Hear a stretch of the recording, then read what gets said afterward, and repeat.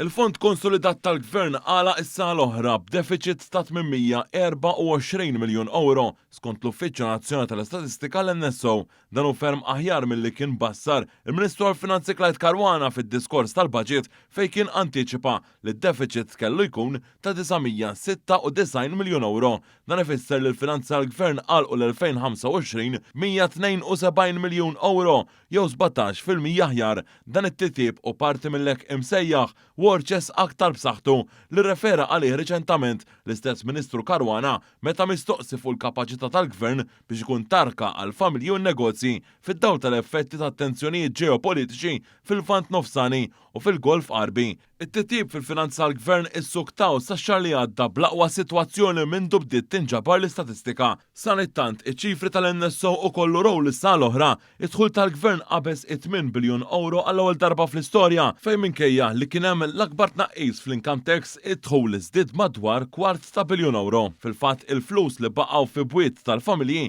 spiċċaw jiġġeneraw ferm aktar dħul mill-VAT u n-negozji iżidu l-impjiegi li fissru iżjed ħlas tal-bolla. F'waqt li pajjiżi madwarna għaddejjem bil-politika ta' austerità, fl-2025 il-Gvern Malti neffa aktar minn 1.1 biljun euro fi proġetti kapitali, mod speċjali fit-tisjieħ ta' distribuzzjoni ta' enerġija u l-bini tat-tieni interconnector. L-ispiża rekurrenti kważi misset l-ammont rekord ta' 7.5 biljun euro. Dan hekk kif daħlu fis-seħħ numru ta' ftehimiet kollettivi pagi ferm aqwa għal ħaddiema tas-servizz pubbliku waqt li wkoll żdied sew ukoll l-investiment soċjali bħal dak tal-pensjonijiet u Children's Allowance.